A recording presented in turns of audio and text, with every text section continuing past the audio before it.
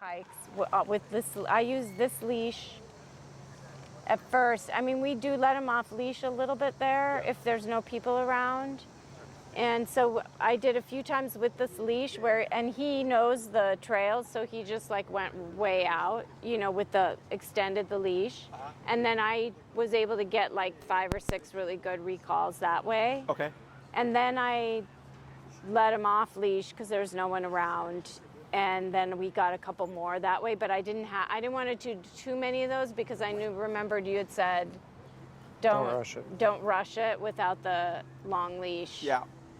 But he did do pretty well. He's definitely better at it with the leash. Like, without the leash, he would be more apt to just stop and wait for me.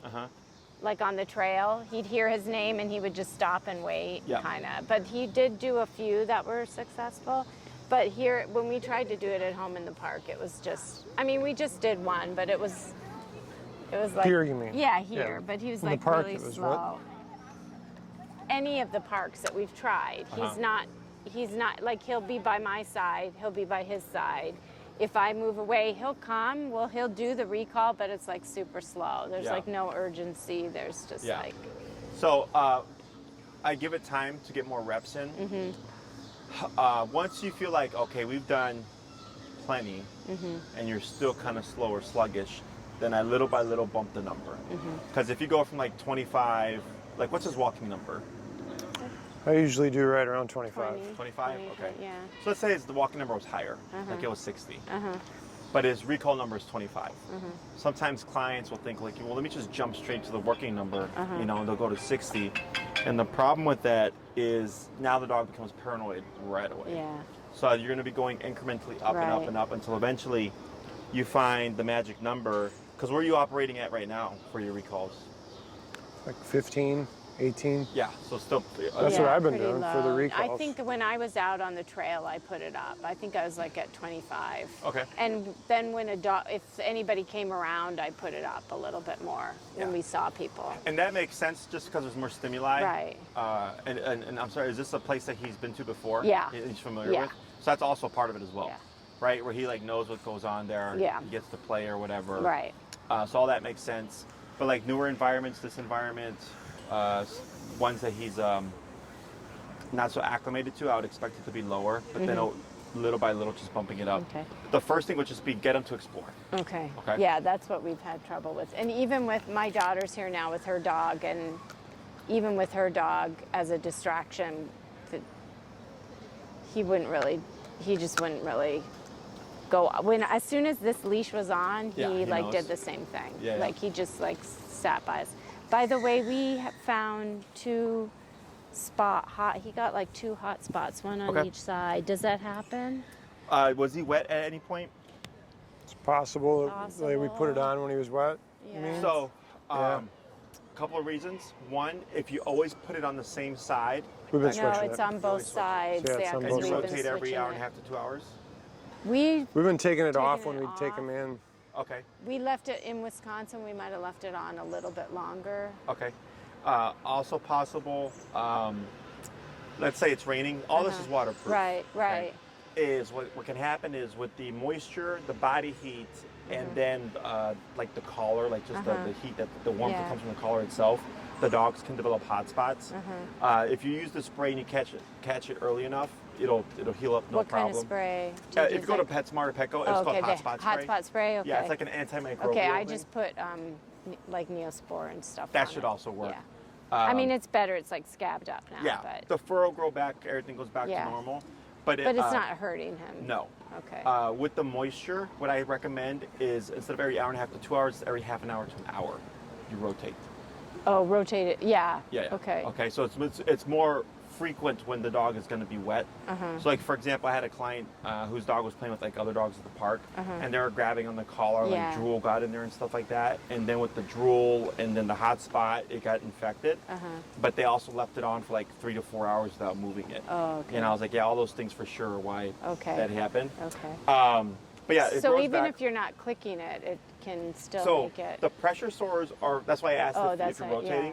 So pressure sores are separate from hot spots. Okay. Pressure sores are the two probes pressing against the neck for an extended period of time. Okay. So that's where the rotation comes into play. Okay. So if you're rotating frequently, Yeah. he's not going to develop pressure sores. Okay. So I'm going to lean more towards hot spot. Okay. Okay. And that's usually if there's moisture I don't know involved. what it's called officially, but it's just, it almost looked like it fried his hair. You know, like it was like all stuck. It was sort of matted. Matted. It's probably moisture then, Okay. because to me that's like when the Pus dogs or are drools, something? something like that. Yeah. Yeah. Okay. So what I suggest that anytime you use, like, let's say use it extensively, or for like you go out to the preserve or whatever, is take it off and always just double check his neck. Okay. Even if you're rotating frequently, especially if the dog is wet, I recommend it. Or if he's been playing with other dogs, because again, when they're biting at each other and then they're Yeah. playing, then the Yeah. drool gets in there. That's another thing. I have some clients that'll keep like those cleaning wipes. Yeah. You know, Yeah, so we if they have go those. to the park, they'll Yeah, wipe their wipe it dogs off. down, their neck Okay. down with it. Oh, that's Get great. all the drool and stuff. Yeah. But yeah, everything grows back. Okay. Nothing. I just want to make sure it wasn't like hurting him, No. frying him. No. Okay. You smell like bacon. Yeah. Yeah. Other questions? No. Don't That think was so. it. Yeah. Yeah. Alrighty, so I would suggest either the food exercise. Does he have any toy drive? Ball? Not Really? strong. No. Okay. So, and this is again why recall, I always say, like, Yeah. takes the longest. Yeah. Every dog is different. But the food does help a lot. Okay. So you might just take a couple of weeks, you know. Yeah. If you got a park kind of like this where there's lots of trees, plenty of space, no dogs, whatever to distract, and you could just drop food around and Okay. come back and let him just kind of learn. And you'll see, like, his nose and hit the ground, and he's gonna be like, where's the treats? Where's the Okay. stuff? Okay. And then once you feel like you get that consistently, I would say for at least a week to 2 weeks, where it's like you say break and he just goes, right? Now we want him to get really confident in that. Then I bring back a recall here and there. Okay. Okay. Other questions? We had talked about maybe taking him to like, there's that big dog park that's like up north where it's Prairie Wolf. Yeah, something, Prairie yeah. Wolf. Yep. If we I'm just thinking that it's new and there's lots of dogs and that he might. Is that a good place? Like, would that be a good place to practice with this kind of thing? Like, or- technically speaking, yeah, just because it's so big. The only issue would be if there's lots of dogs and like he's got the leash on and now there's a lot, like, things he gets tangled up. What I would suggest, so do you feel confident that you can go into the park and there's going to be no issue behaviorally? Without a leash? Correct. Or with a no. No, you're Without not a leash? confident, or yes, you're confident? Without a leash? We don't take them without a leash in the park. Okay. You talking about the dog park? In the dog park, you Correct. mean? Oh, I think with the collar that I feel we haven't done it yet, but I think I feel more confident about it. Okay. We haven't tried it, but I think he will come back. with What I it. would suggest is you bring the long leash with you. Okay. You go into the park, no leash. Okay. So when you're in an area where there's tons of dogs, you just let them be, right? And if you're wandering, typically dogs will follow the owners, right? So at some point, and if you need his attention, just avoid using the word come. Okay. Like hear, kissy Okay. sounds, you know, calling his name, whatever, like stuff that does the same thing, but it's not the same Not phrase. the actual call. So we want him to think that come is you have to, Right. all right? So that's how I can differentiate. Okay. The dog doesn't know we're bending the rules here. Okay. So then let's say I get to an area where it's open, and you know, like typically dogs will run to there, and if they do, it's maybe 1 or 2 dogs. Then I can pop the long leash on them, let them be, thinking I might practice a recall here. Okay. Does that make sense? Yeah. And then when you go to another area, it's like, oh, there's a lot of dogs. I can take the leash off Okay. and just let them be. But you really want to refrain, even if you've had a couple of successes, you want to think about he doesn't come to you in response to the collar. And now it's like, well, how do I make my dog come to me if the thing that's supposed to bring him is not going to bring him? Right. Does that make sense? Right. Or he gets really frustrated and then you start to send him away. Right. Also a possibility, but I would say low on the scale, is if he's playing with a bunch of dogs with no leash on and you call him and then you're trying to make him come to you and you're tapping on the collar, like when the dogs are playing, he's like, well, is this coming from a dog or is this coming from the collar? I see. Right? So we really want him to understand that when he feels this communication, it's not coming from dogs, it's coming Okay. from quote unquote the command that he needs to perform. Okay? And then once we get over all that stuff, then I'm not worried about it. Okay. Okay?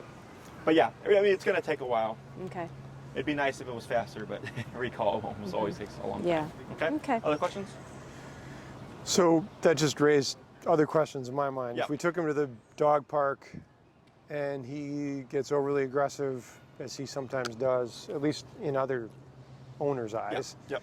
then do we do anything Yes. with what? Yes. What, So the what do we difference do? here would be you can use that tool to tone him down. Okay, we do it all the time at my facility. Okay.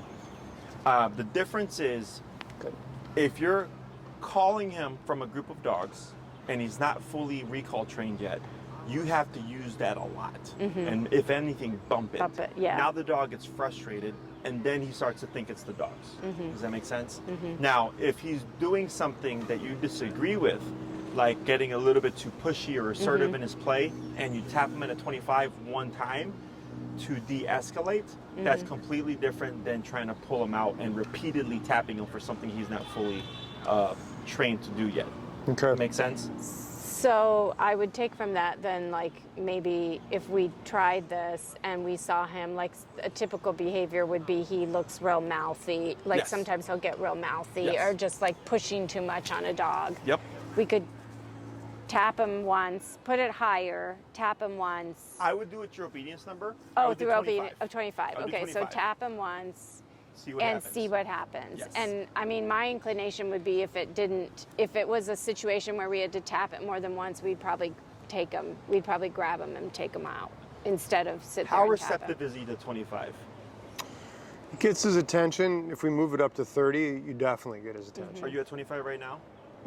15. Go to 25 and just give a tap. Yeah. I think you'd be fine. Okay. Okay. So, When he was barking at the fence, he did one day where he was out in the yard and he barked. He went over to bark at the neighbors. I think I remember you telling me, yeah. And I mean, he did respond, but I think I put it up to like 40. Yeah, you're higher. So Yeah. whenever I'm working, like in this case, right, is what I do is the reason why I'm at 25 is if I hit him too high, it'll make him panic and really worry about why it happened. And if Okay. anything, he's gonna blame the dogs. Oh, okay. So then then he's probably gonna run away. He's gonna come to you, ideally, and if the dogs pursue him, now his stress levels go up. Right, right. Does that make sense? Right. If I hit him at 25 and I get something like this where he just like Yeah, literally yeah, turns yeah. away, Yeah. and he might lose interest for a bit, and then he might trail behind, but still kind of like, can I play with you? Oh, that's good. Okay. Because now he's thinking like, why Okay. did that happen? Okay. And eventually, if you keep getting him when he gets, on a scale of 1 Right. to 10, if he hits 5 and you Right. keep getting him at 5, he starts to think, I can't go to 5. Right, I can okay. go 1 That to makes 4. sense. Right? Yeah. Now, also, I'll have my hand on the dial so that when I tap, if I need to adjust it, You I'm can do already it. there. Okay. Okay, and I don't even worry about looking at the You remote. just turn it. You just turn it and tap, kind of like probably what you did with the Yeah. with the neighbor, right? Yeah. And don't panic, Yeah. don't freak out or whatever. Take your time. Unless you see something escalate, like I'll be like, whoa, it's going south, right? Then I can just crank it and tap, a max power, Okay. and he's probably going to yip and then run his little butt out of there. Okay. Okay. But then be mindful if the dogs are pursuing him, you would have to push the dogs away, because if he lands with you and all the dogs come, then he's going to be like, hey guys, I just got corrected really harshly for Yeah. being near you, Yeah. and I'm trying to get away from you, and you're back in my space, Right. and then the dog gets more defensive. Right. Okay. Now, there's no guarantee that it'll happen that way, but that's an option of how it plays out. That's like worst case scenario. Okay. And that's why I say the recall is so important to get down first, because then if I tap them, typically the dogs will default to returning to the owner, but I don't praise them. Okay, so it pulls them out the situation momentarily. I don't acknowledge them, but then I'm not worried about, am I going to create agitation in the group? Does that make sense? Yeah. And eventually he goes, I came to you, you didn't acknowledge me, I left the group, and then he'll go back, because it's not a recall, right? And this will keep happening, and eventually he goes, oh, this is because I was becoming too escalated. Okay. So the more we condition him with the remote collar, the more he starts to, again, understand that line of communication, which is why the healing exercise was so important to everything else, because it's what we build off of. Right. Okay? Other questions? I think that No. was it for me. No, that's yeah. it. Okay. So today we're going to cover place, correct? Mm-hmm. Yep. Alrighty. So let's go and pop him on a short leash.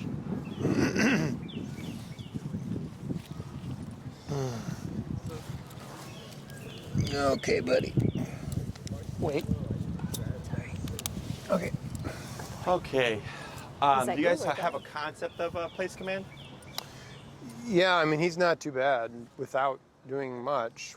He has a concept of it. yeah. Okay. What, do you use the word place? Or Place. go to We your- do. Okay. You say go to your place. What's the longest you hold it for? We use it mostly for when we leave the house. We put him. He has a bed in the kitchen, and Okay. we say go to your place, and then we put a gate up, and he's in the kitchen. I so see, he knows. okay. Then we But he'll go in also- there and stay there. Yeah, we don't always do. Like sometimes He often they'll gets a just- treat when we go there. Yeah. That's fine. Sure. Sometimes I'll have him. He has a spot on the couch. Like if somebody rings a doorbell, Uh-huh. and we're trying to keep him from charging at the door, which Yep. he's gotten a lot better about. So I'll say, go to your place. I'll say place on the couch because he has a place on the couch he likes to sit, and he'll go there and he'll sit there. He's not terrible at it. Okay.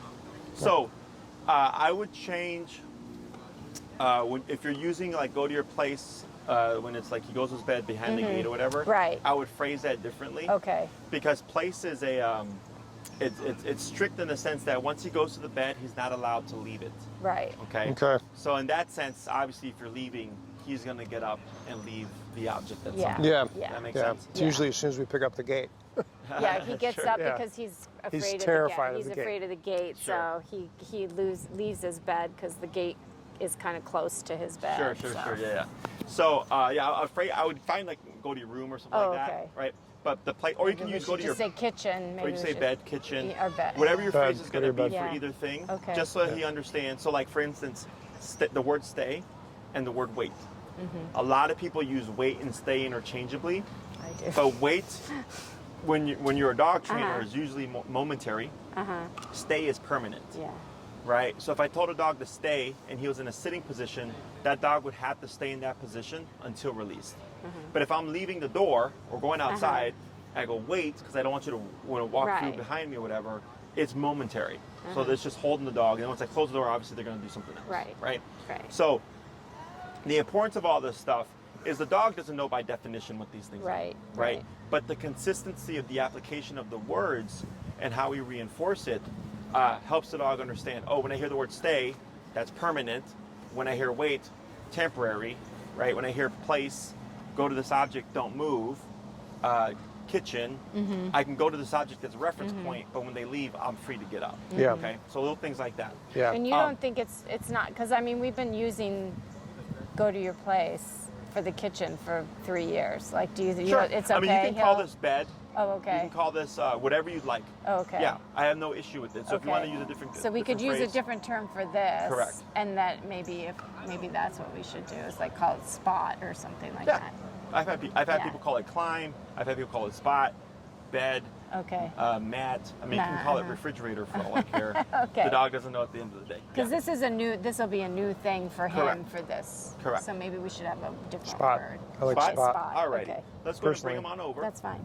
And you're going to be about a foot away. And Okay. then we're going to dip our number down to 12 because we're teaching something new, okay? Okay. So we're going to start first by tapping on the collar to see what he does, okay? So, oh, for the dog. Was that at 12?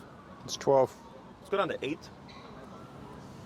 Because you saw that we had a really strong reaction out Yeah. of 12, so we're going to go about a little bit lower. That's fine. So, unfortunately, we cannot explain to him what we're going to do, right? He has to learn all this stuff real time. So we're going to start with tapping first. We're going to start with 2 to 3 taps, see what Elvis does. If there's no response, we'll keep tapping and then leash pull to guide him to the object, okay? Now, don't be surprised if you're met with resistance, okay? It's very common. So you would tap, tap, tap, no response, keep tapping, and then if I pull and he resists, I would just have to put a little bit more physical leverage to help him on. Okay. Once he's on, the leash pulling and the tapping stop, okay? Let's say he jumps off, I start tapping again, give him counter pressure, bringing him back to the object. Once he's on, everything stops. And you might have to repeat that a few times. And do you say the word Not yet? yet. Not yet. We will use the word by the end of class. Okay. But if you said spot and Elvis went, I don't know what caused it to happen. Right. Right. Kind of like with the recall. Right, If we call right, Elvis, right. like what did it? Right. Right. So we shape everything backwards. We start with the pressure first, and then once we know for sure the dog knows what this is, understands it. and then we'll smack Okay. a label on it. And sometimes, because has he used this object before? Yeah. Yeah. So it's familiar to him. Sometimes dogs just make a lucky guess and they go to the object, and it just speeds up the process because we skip a lot of Yeah. steps. Okay. So it's either going to be a lot of steps or not a lot of steps, depending on what he does. Okay. Right. And go ahead and shorten your leash a little bit more. Good. Okay. And you're going to step over to about a foot away from the object, and we're going to tap, tap, tap. Now tap and pull towards the object. Tap, tap, tap. Right there. Wait a moment and praise. Good boy. Good job. You're gonna cue the word. You're gonna cue your word break and move backwards. Break. Yep. Come on. And you're gonna move away. You're gonna circle around. You're gonna come back again.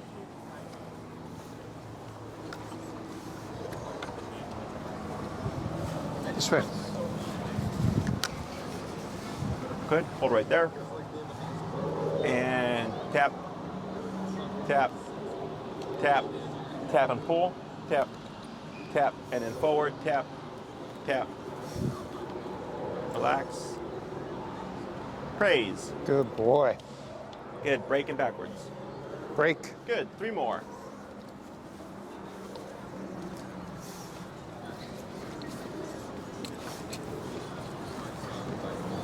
Good. Hold right there.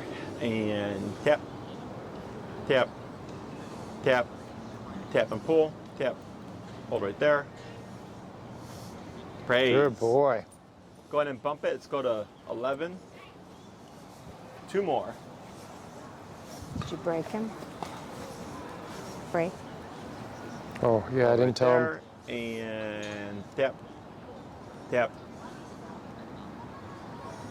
There he goes. And praise. Good boy. Good job. Break. Break. 1 more.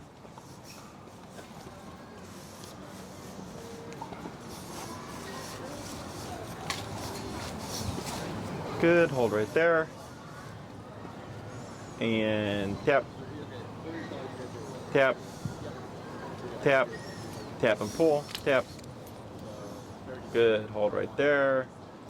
And praise. Good boy. Good. So now we're going to do the same process, except when you're going to send them from different directions, but still at a foot away. So you might walk around and you might send Elvis from this direction or from this direction, but still keeping it fairly close. Okay. Break. Break.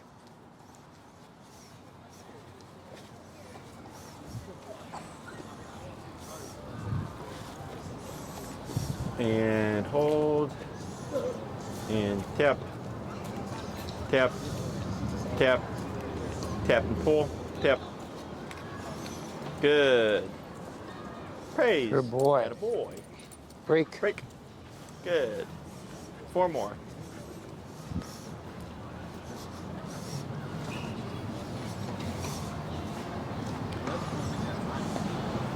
Tap. Good. Good boy. Praise. Just 1 tap there?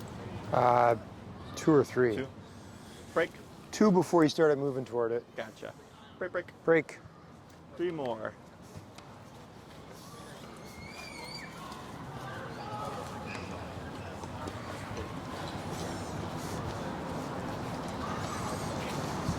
Good. And tap, tap, tap, tap and pull, tap, tap, pull, pull, pull, tap, tap. Good. Praise. Good boy. Break. Break. 2 more.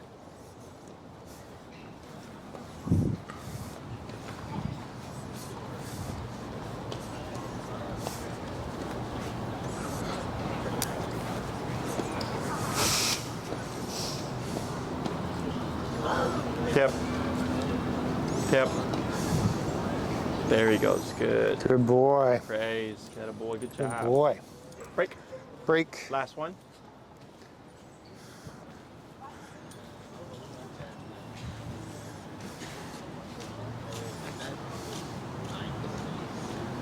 Tap, tap, tap, tap and pull, tap.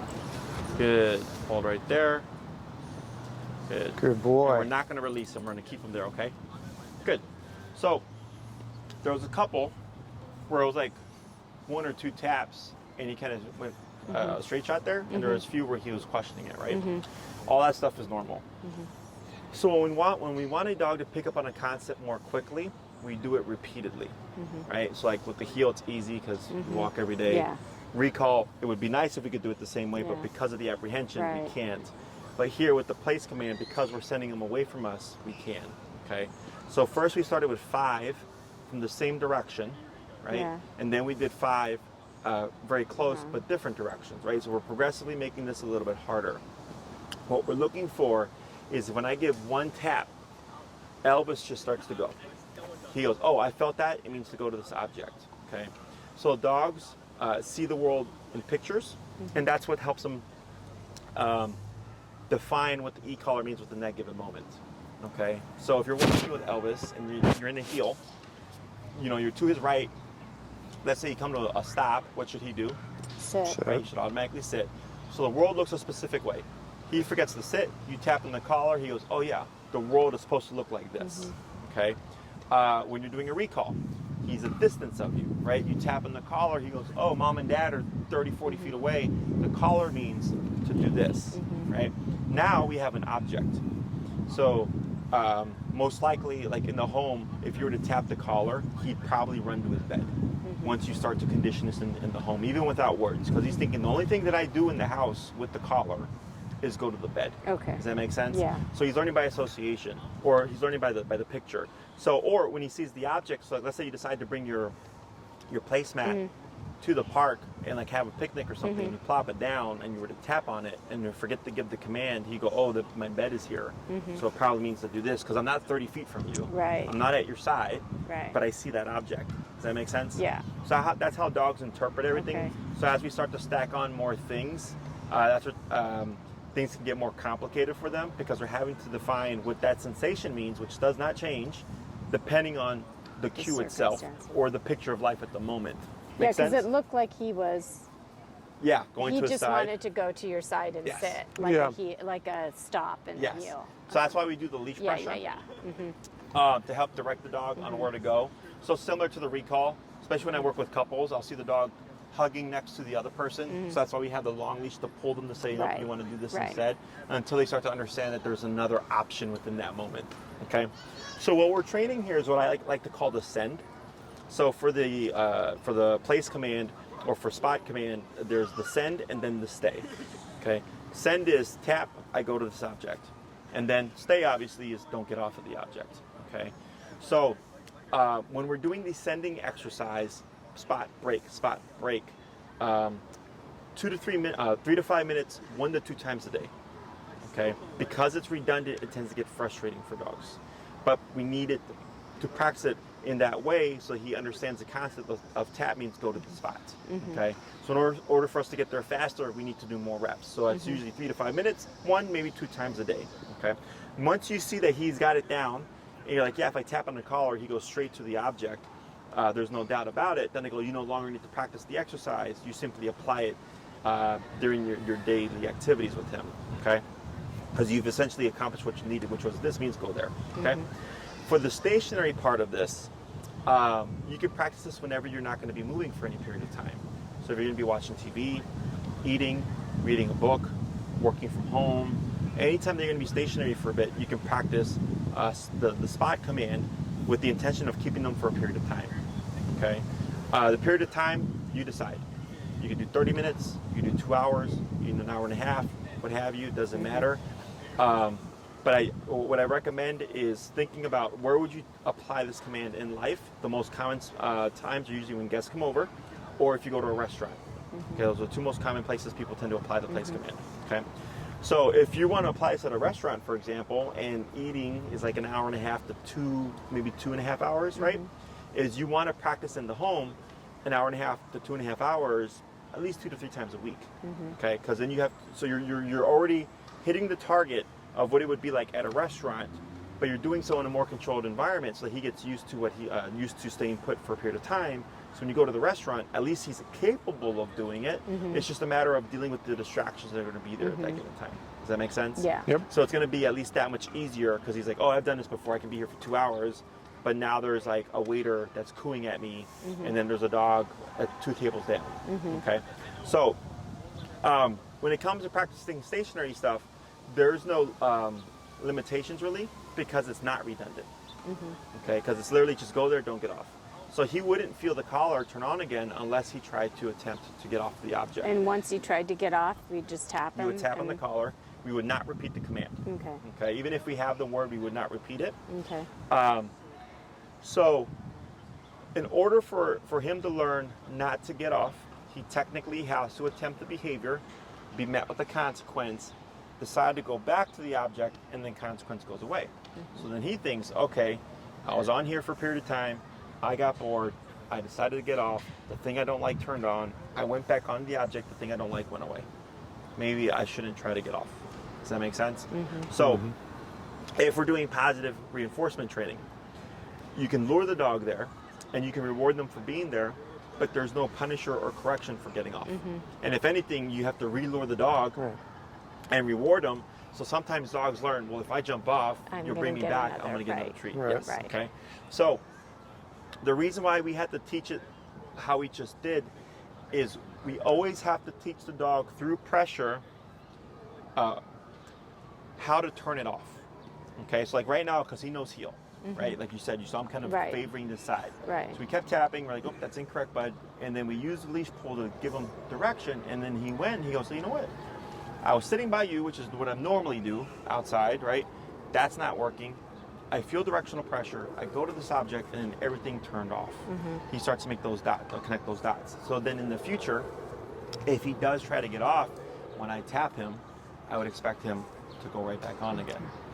A lot of people think it's once the dog is taught how to go on, like if you use food, and then you bring in the aversive, is if the dog got off, you would just simply apply the aversive. And a lot of times it creates confusion because a dog that wasn't shaped through pressure, it was shaped through food. So the dog goes, I don't know what this is, I don't know what to do with it, I'm gonna try to run from it. So that's why we have to always reshape things with e-collar. So like I have a boarding train that wraps up tomorrow. She was already previously trained, it was all positive reinforcement stuff, so she knew all the commands. She just wouldn't do them.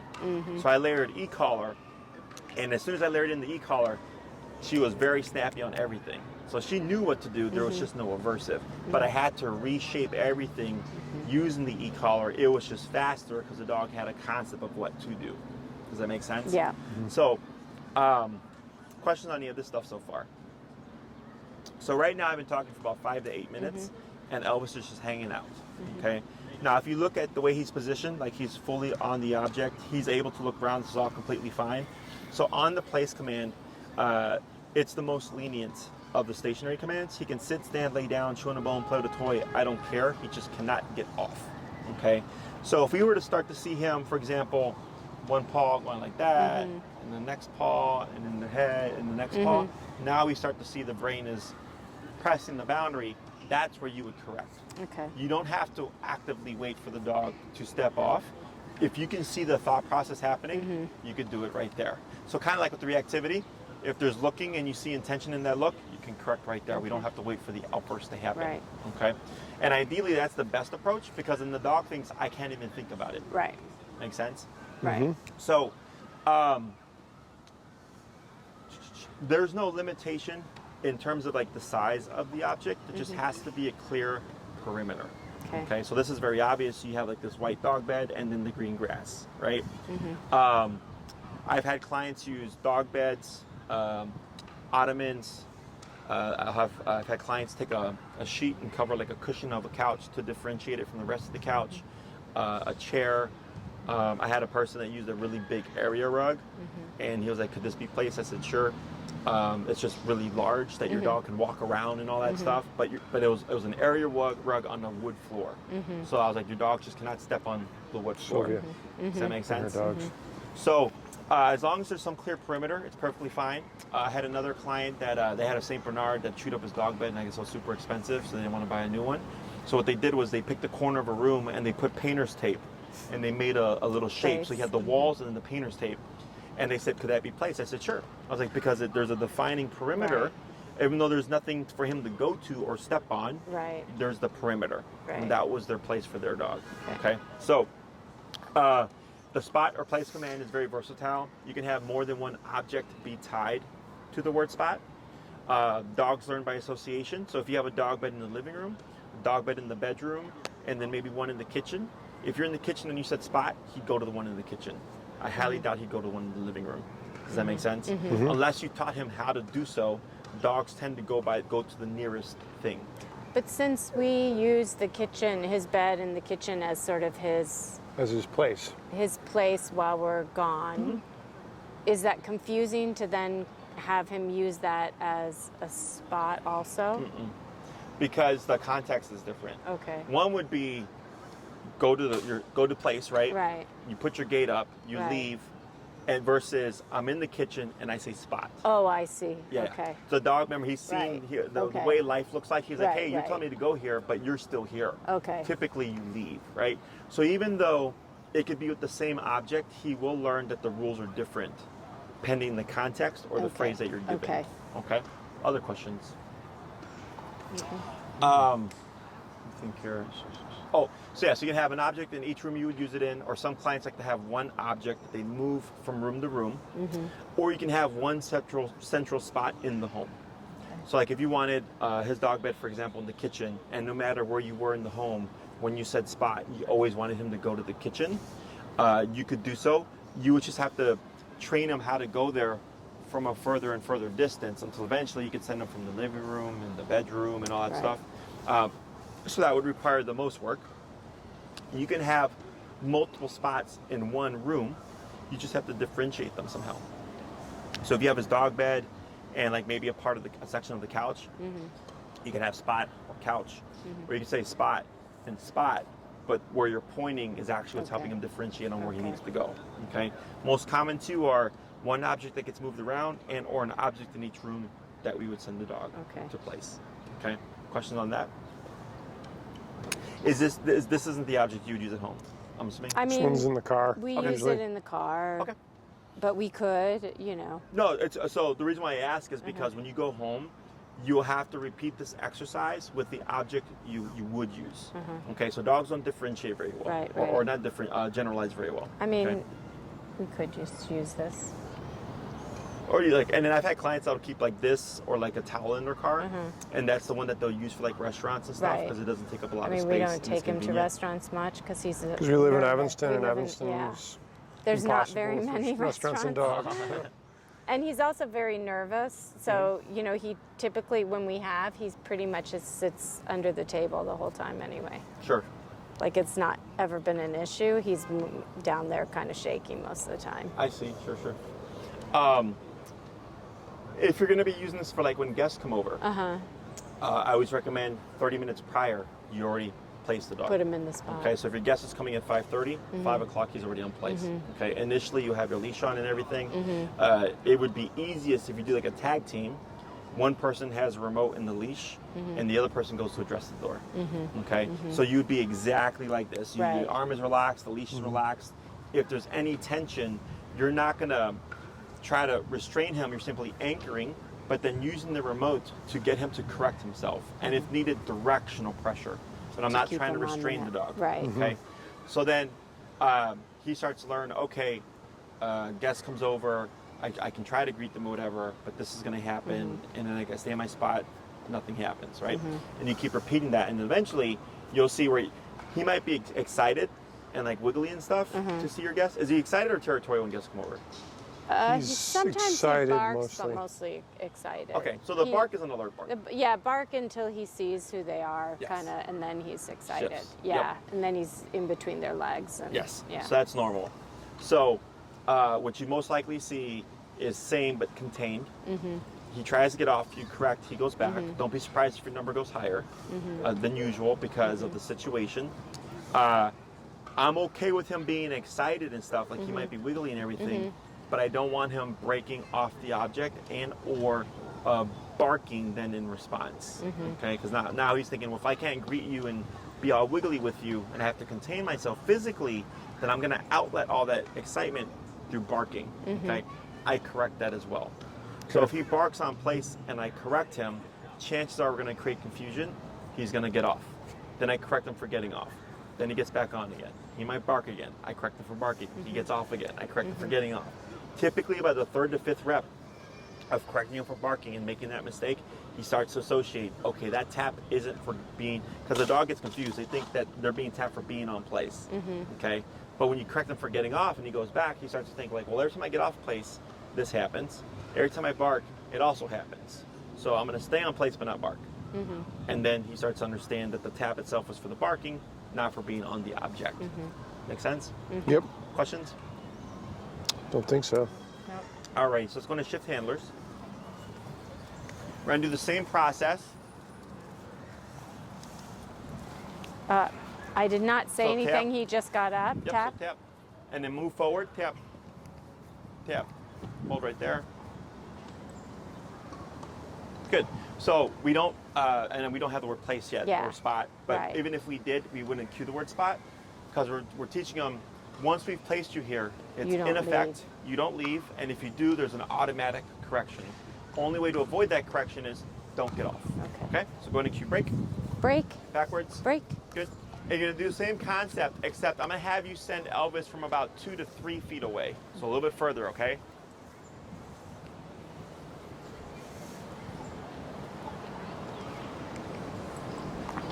Good. So going to come closer. A little bit closer. Right there. Tap. And a boy. Praise. Good boy. Good boy. Good. Break. Break. Good. Walk Break. around.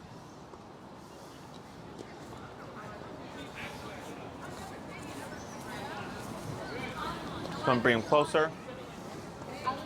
So you want to send him from about Oh, this distance. closer this Oh, time. right there. Okay. Good. That's better. And tap. Tap. Tap. Yep. Tap and pull. Tap. Hold right there. Praise. Good boy. Good. Good boy. Break. Break. Break. 3 more.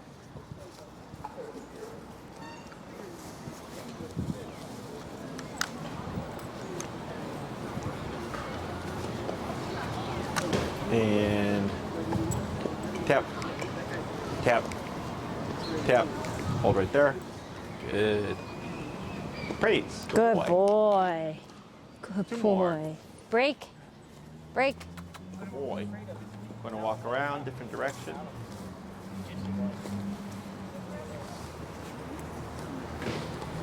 Good. A little closer. Right there. Good. And tap, tap, tap. Hold right there. Good. Praise. Good boy. Good boy. Break. Break. One more. Break.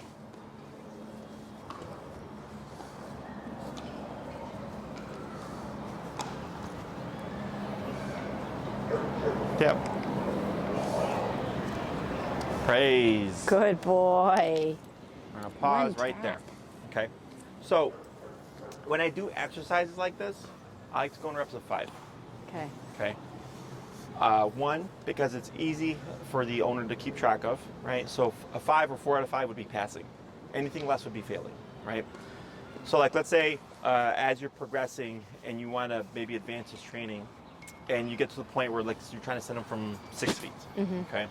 And he gets 2 out of 5, so I go, okay, I'm gonna do another 5, same distance. Then he gets 3 out of 5. I go, okay, I'm gonna do another 5 because he didn't get that one, right? Maybe I get another 3 out of 5. So he fails again. I go, all right, maybe this is too much for now. So what I'll do is I'll come in closer, practice another 5 at a distance that I know he's good at, and then end it there. Okay? So similar to humans, if we keep losing and or don't get it right, you get frustrated, right? Same thing for dogs. So I always want to keep them motivated. So once I see that if I'm at a point where it's too complicated, I just bring it in closer, do a few more reps of something I know they're really good at or something that I know that they'll get for sure, and then end it there. And then I go, okay, the next time I work with the dog, I know where my limitation is, and that's the next goal. Does that make sense? So initially we did 5, a foot away, same direction. Then we did 5, a foot away, different directions. And now you're doing 5, 2 to 3 feet away, different directions. Okay. Does that make sense? So it helps give you something to track, to learn or to know when to move forward. Dogs learn very quickly. So if we always kept it at a foot away over and over and over and over and over again, that's even more redundant, right? Because the dog gets bored. So this helps us keep things progressing so the dog stays interested, but then also for the human that they don't feel like they're stuck at the same stage all the time. Does that make sense? Yeah. And everybody's goal is different. Most people tend to send a dog within a leash length distance. So we use about 4 to 6 feet, okay? Excuse me. So once you get to the point where you're like, you know what, I'm happy with this, you don't need to do anymore. But if you're wanting, like I said earlier, to send Elvis from different to one spot from anywhere within the home, that's obviously going to take a lot more work, right? Because you start close and then you gradually work your way back further and further, different rooms, until you know when you say the word spot, he's going to go there for sure. Okay, make sense? Yeah. Questions? Yeah. No. And typically, if you're aiming just for I say spot and you go there from this distance, 3 to 5 days, most clients get to that point. Okay. Okay. And I do this with all my training stuff. If I'm doing sits or downs or anything like that, I'm trying to advance them. I just do reps of 5 for everything. It's just easy to track and easy to keep things moving forward. If you'd like, you could also pair in food here. Not necessary, but let's say he's kind of struggling with getting a full send, and then he does a really good one, and then I could reward that. But then he does another one that isn't as good, then I don't reward that one. So now the dog goes, how come I got a treat last time, but not this time? And now it starts to incentivize him going straight there. Same thing for the recall stuff, right? And let's say you're down the line where it's okay, I'm able to practice recalls regularly now, but he's still kind of sluggish. Another way we can create speed is pressure. The other one is us ourselves moving back more quickly, more energy, or food. Okay? There's no right or wrong. Every case is different, but I always suggest to my clients, if you're going to pick a certain route, stick with that route for at least a week or two. And if it's it has no change in the dog's behavior, then I might shift to a different thing. Okay. Does that make sense? Yeah. Questions? Nope. Alrighty. We're going to add the word spot now. Okay. Everything stays the same, except now we're going to cue spot first. Okay. So you'd walk around, you're going to come to a full stop, wait a moment, spot, give a quarter to half a second, no response, then start tapping. Okay. No repeat of the word, just making it happen through the remote. He goes, wait a moment, good boy, praise, break, repeat. So if I say the word and he doesn't do anything, I start tapping. Do I also lead with the leash? So you would start tapping first. Nothing by the second or third tap. Keep tapping, then pull. Leash. The Okay. pull Did you say the word once? Yes. One The time? pull always comes last. Okay. Because if you say spot, tap, pull, Then you're doing a lot of the work for the dog. And the reason why I always try to get things on the tap is at some point that's going to go away. okay. Right. The leash is going to go away. You're no longer going to have that line of communication. Okay. Okay. Going to release. Okay. Break. Break.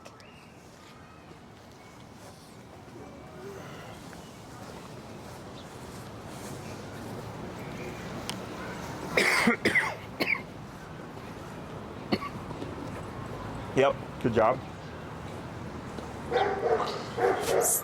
Yep. Sorry, It's okay. Elvis. But he does, as long as he doesn't go over there, he's good. Okay. Spot. Tap. Tap. Hold right there. Good. Praise. Good boy. Good boy. Break. Good. 4 more. Break. Good boy.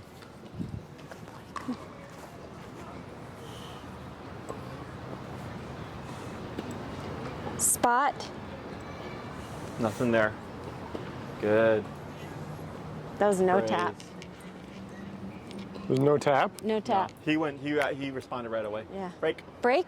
3 more.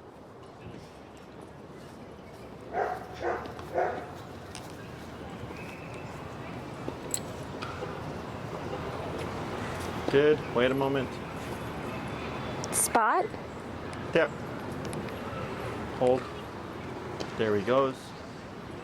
Praise. Good boy. Good boy. Okay. Come on. Break. 2 more.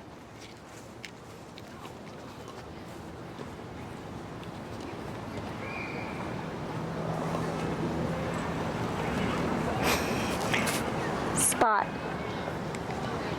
There he goes. Good. Praise. Good boy. Good boy. Break. Break. Come on.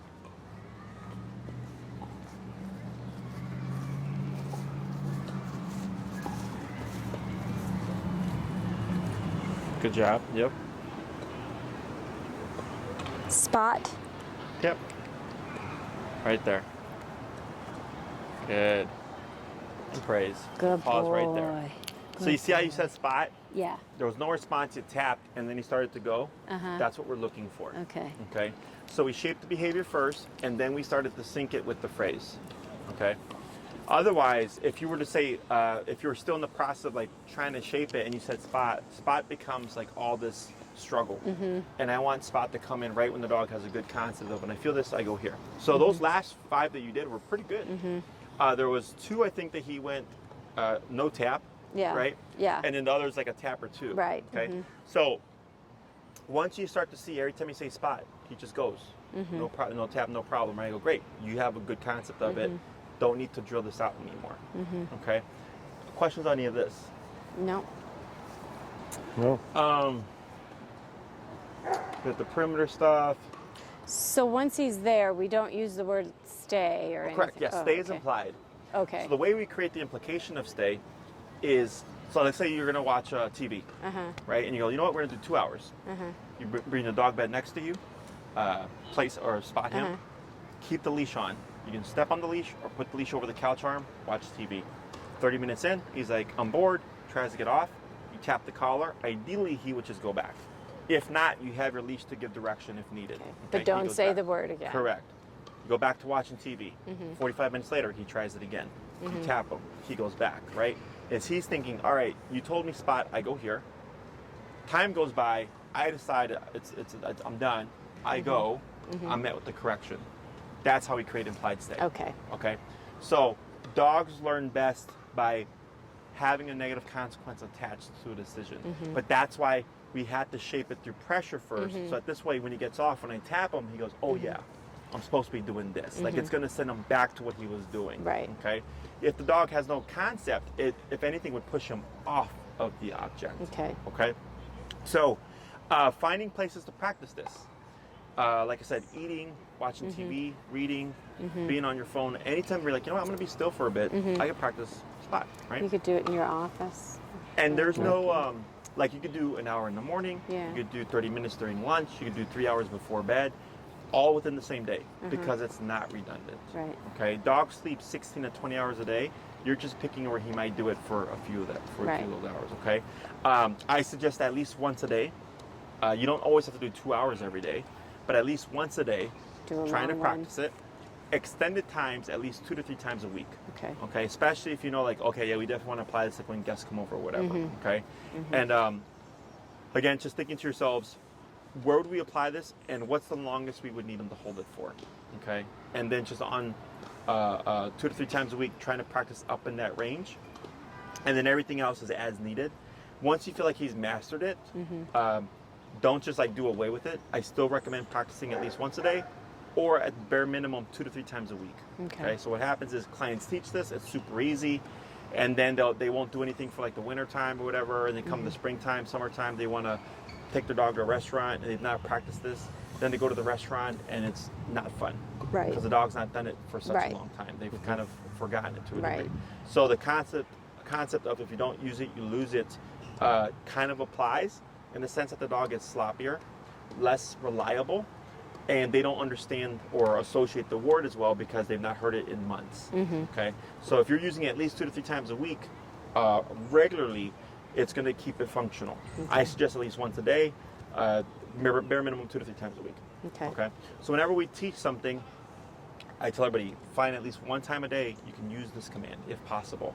Recall is a little bit different. Okay. Right. Right. But like for my clients that know sit down, all that stuff, I go find at least once a day that you're using this command, because then the day that you need it to actually work, it's gonna, because the dog thinks, yeah, we do this every day. Yeah. This is something I do regularly, right? Right. But we tend to go by, practice a little bit here and there, and then one day hope it'll actually work in life when we need it to. Yeah. Okay. Questions? No. I think I have anything. No. Nope. So he did good today. Nothing out the ordinary. No, he seems okay. Yeah. I mean, he's been real distracted because we have this other dog in the house. So, Sure. So even just like healing has been a little bit trickier. Are you guys walking together? Yeah. Where's the other dog in relation to you when you're walking? All over the place. She's very untrained. But are they like walking side by side with you or ahead Yeah, of you? kind of. I He see. stays. Yeah. We try to get him. Yeah, I've been trying to get try him to keep heel. him on the left. Okay. Yeah. So he can do it. You just have to probably. Yeah, raise the number. he's been okay. It's just not, there's been a lot more like surging forward, or like today I noticed there was a lot more stopping and peeing, just because I think she stops and it's just, Sure. the rhythm is not as consistent. Sure. So I would still correct. If anything, raise the number because it's kind of like what I mentioned before with the grandparent effect, but the dog is Right. He's like, hey, when this Right. dog is around, I get to I go can do do these this. things. Yeah, for sure. Okay. So regardless, now if it's like you say break and then they're walking like it doesn't matter. Right, He's on the right. Well, that's what I eventually started, just giving him a lot more break because I thought I don't want him to think this is a heel. Sure. So yeah. I just gave him more like a break walk. And I'm completely fine with it. Yeah. Just making sure that we're very clear on when we say heel, like he You has are going to heel. And then yeah. if we're on break, then to a degree he's free to do whatever. Right. Yeah. Okay. So then for the next class, was there anything that you wanted to work on? No, I mean, our big thing still is, we're just worried about his aggressive reaction to when our neighbors come out of their house. And we've not really, we haven't really addressed how to work. I mean, we can put the collar on him when he's out in the yard, and if they happen to come out, then I hope I'm there with the thing. But is there any? I guess if there's any other ways that we can. I mean, it's hard to practice because it's triggered by them. Would your neighbor be open to doing controlled context? I'm not sure they would anymore. They might have before he bit the dog, but I mean, now they're just all about wanting us to put the muzzle on. Sure. So, because I mean that's partially a neighbor thing too, Yeah. right? Because you can only, so like let's say you want to teach him to not go after the fence Right. when he sees the dog, Right. or whatever, right? You need to see the dog Right. in order for us to do that. right. But then if you talk to your neighbor and like, hey, work with the trainer, we're doing all this Yeah. stuff, lots of progress. We'd like to do controlled context so that we can make sure that this doesn't happen. And if they're completely like, no, don't want to do it, then unfortunately it's kind of like, well, how do you practice now? Right. Right. We just have to catch them at the right time. Correct. I guess. I right? think we can do that. You I think we can catch figure them. out how to We know catch exactly them? when they go. Yeah, we They're do. like They're pretty clockwork. clockworky. Yep.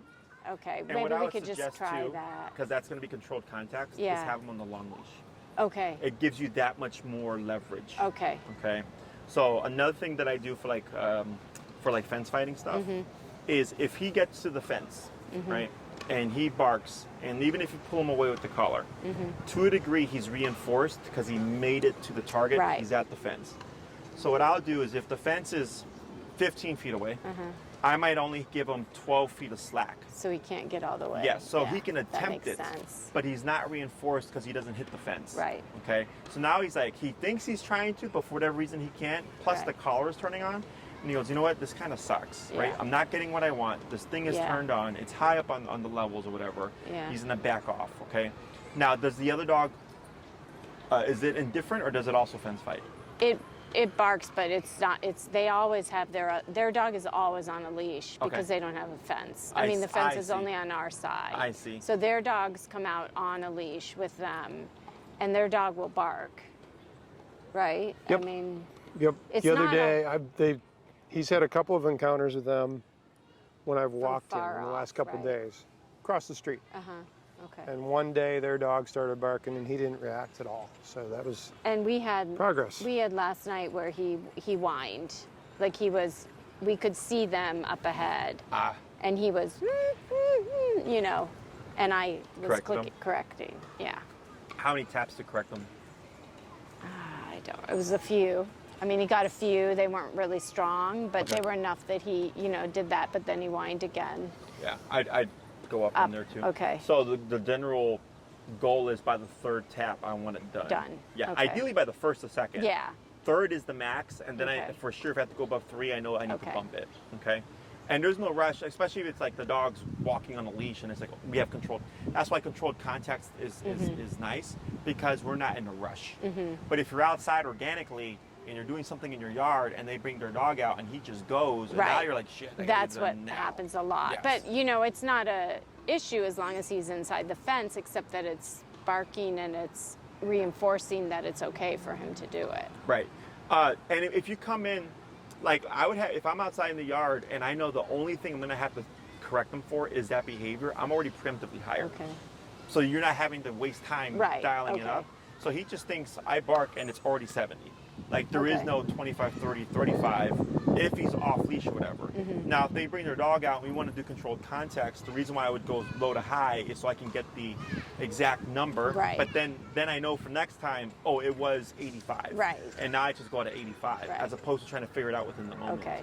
Okay. So we have been pretty much, I mean, we'll leave the collar on for a little bit after a walk, but we pretty much take it off Sure. every time after we come in. Yep. But then I'm assuming every time I let him out in the yard, I should probably Have the put collar it in. on, Yeah. right? Okay. So unfortunately, because remember, cop on a collar, right? yeah, Is if he's out in the yard, that collar's not on, the neighbor's out, he's like, hey, I get to get away right, with it, right? right. He's gonna do it. Because that happened Yes. today, and I just let him out to pee, and I didn't think And about putting the typically, what I collar on. recommend is I'll tell clients, like, in these kinds of cases, I don't let the dog out unattended, because that's when That's things when- go yeah. awry. Okay.